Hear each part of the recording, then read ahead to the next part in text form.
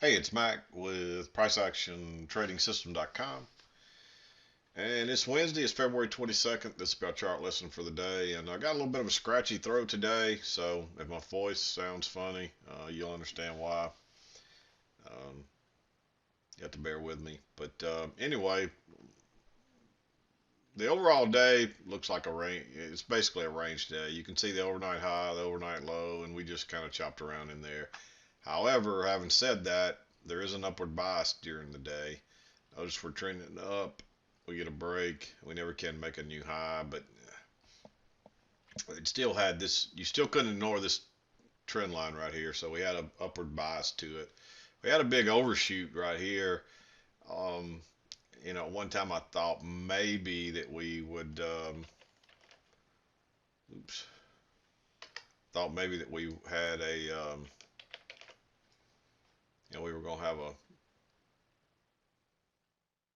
two tiers, but when you get your measured tier up here, and make this a midline, we never get there really. So, and that still falls, most of that falls within, the highs of the overnight session. So there's no reason that would have kept us from getting there, other than the fact that I think it's just a channel and this was an overshoot. So there was an FOMC announcement. That's what the purple is here. So you want to be out maybe an hour or so before that. You can see we just kind of went flat waiting on that, and then you had the big sell off here. And by the time we really kind of got back to normal, um, the day's over. It's after 2 o'clock, so you won't see anything past noon time day. So pretty quick day. I want to talk. I circled this. I want to talk about so I wouldn't forget to talk about it. A guy sent me something asking me about a trade that failed here, and I wanted to talk about that. So I just circled it so I'd remember. But let's back out. Talk about the trades. It won't take long today, and we'll wrap it up. But um, when we bounce down here two more times, of course, you draw your trend line just in case, but you can see there's support across here, and we got a one test, second test. I didn't like going long here because your signal bar is way too neutral. That's a doji. It closed right in the middle. But we get a lower high right here, and it's bouncing off that trend line again. So I like that one. We're probably headed to the upper side of the trend line. Turns out we go much further than that, but this is the target you're looking for. And this is what I talked about with this guy. He's trying to go long here, but we're not back to the lower trend line. We had a big overshoot, so we may get a break right here, in fact, and he's trying to go long here. And so you got to understand what prices are doing. This is what people forget, and they just start looking for all of these second entries and failures, and they're just entering them because they're finding a failed second entry or a second entry, but they don't understand where prices are heading, and this is the key to all of this. That's why the same pattern that looks good might be a great entry one time, and then next time you got to leave it alone because you got to look at the context of what's happening, and that's the part people miss, and it takes a long time. That's what's so hard about this, is being able to understand the context early on. When we're still trading within the overnight high and low, and prices are flipping up and down on both sides of the EMA, that's looking like a range day. You still couldn't ignore the trend line here and the channel working higher. You had to be aware of that. So you've got what looks like a range day with an upward bias, but since it's flipping back and forth, you really could trade both sides of this if you wanted to. And you'll see there's only really one short, but most of the bias today was up. So you're mostly going to see longs. But just remember that it's the context of what's happening. Just like right here, notice you got a new low, you got a first entry, second entry short. It looks like it's a failure. But do you want to go along with the trend channel line being right there? You draw this line. Well, actually, you wouldn't have had this line yet, but still, you've got this shorter term one. You've got a break and a new high. You may get two legs up that are measured, and if that happens, you might be able to get a scalp out of it. But once you get that break and a new high, I'm probably not. I'd be more tempted to go short here than I would be to go long. And if you'd went short, you'd have probably been fine. This one, even this one, I think would have worked, maybe. but definitely this one. So, but generally you want to wait on a lower high there, and we never really get it.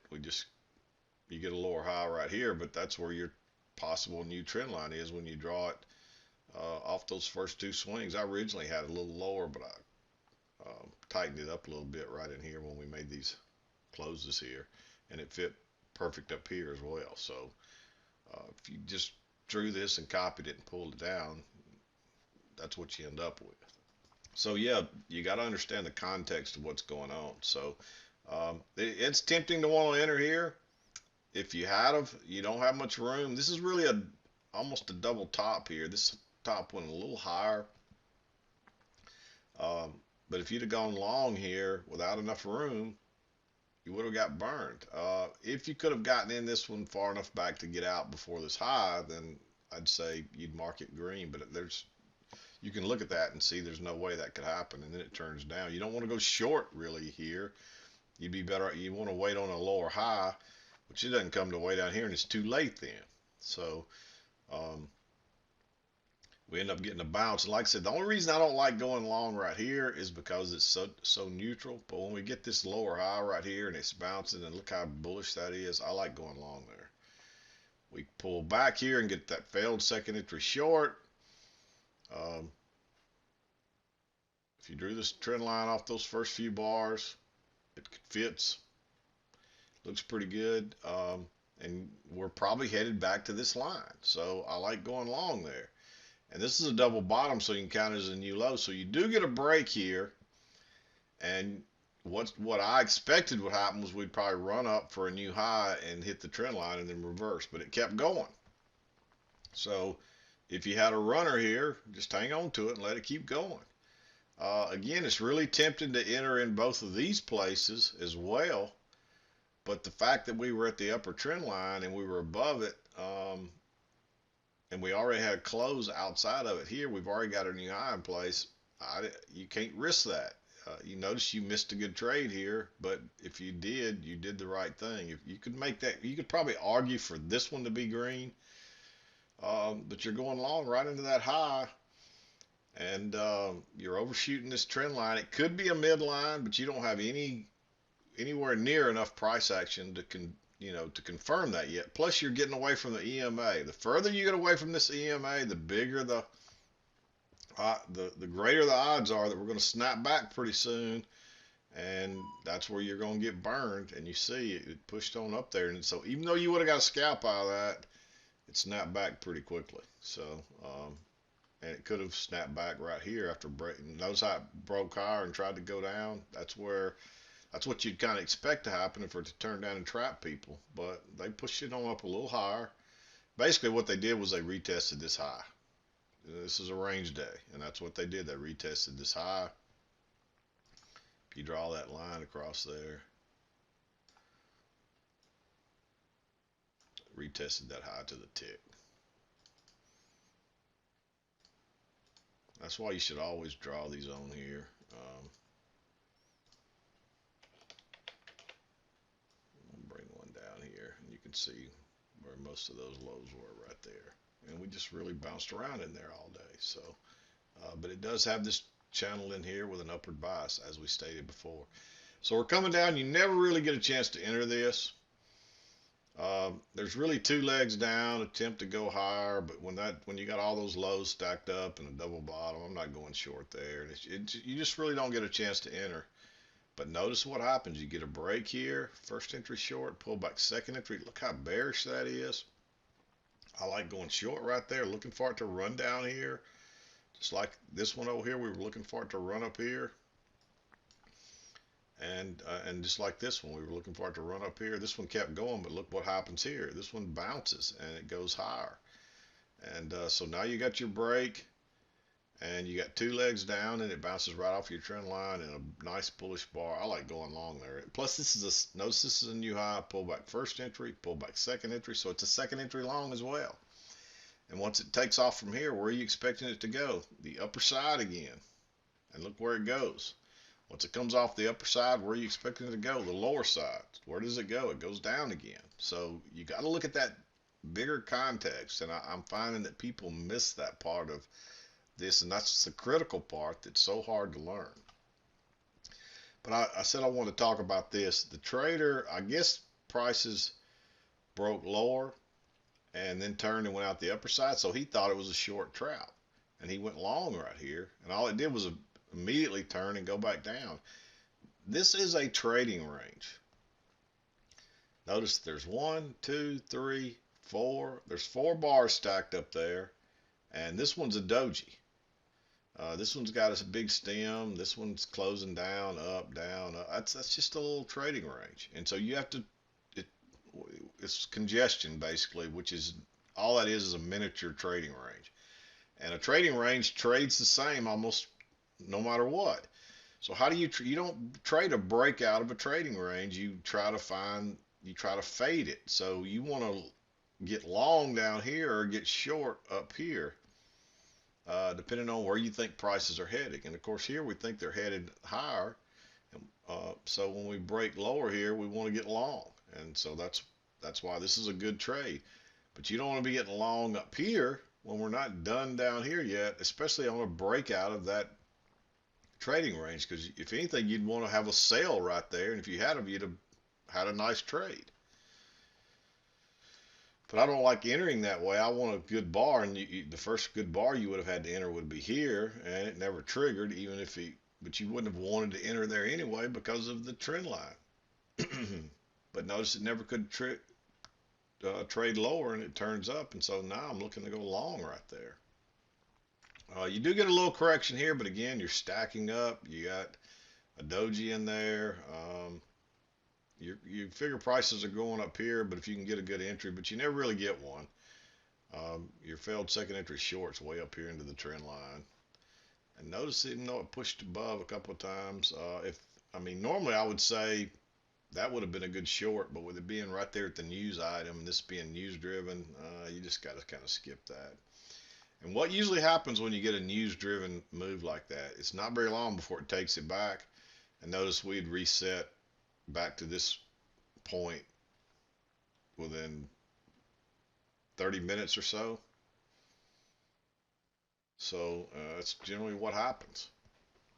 So if you get a chance in here on a snapback, but I don't think you want to, I think you're still too volatile right in here to be entering, and it really didn't settle down to here, and you just don't really get another entry before you're into the 2 o'clock hour. So but yeah, that's what I saw. It's just a range day. You can see the overnight high, the overnight lows down here. We just traded around in between there with an upward bias. And so the way I would describe this is a range day with a slightly long bias. And because it is a range day and price is still going above and below the EMA, you can trade it both ways. So if this hadn't been a news item right here, I would have probably said go short right there. But that's what I saw today. Hopefully that explains this trade right here. I mean, with even, let me back up here. I don't see any reason, let me move that, to enter this trade regardless. I mean, if you're looking to go long, there's your new high pullback. That's a first entry. So it's just a first entry coming out of congestion with prices kind of going sideways. So even if you, I just don't see, there's no trade there. Even if you take away the congestion, there's no trade there. The second entry is not till here. There's your trade right there. That's one leg down, a little two-legged correction, and a second leg down. So there's your entry, bouncing right off the key entry point. I will give him credit. I think I don't know how he got his trend line to draw like that. I think he shot through this, but I want to say his trend line was coming right across there, maybe like so.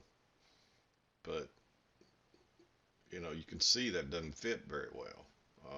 What about this? You got to account for this. If you're doing that, you've already had a break and a new high.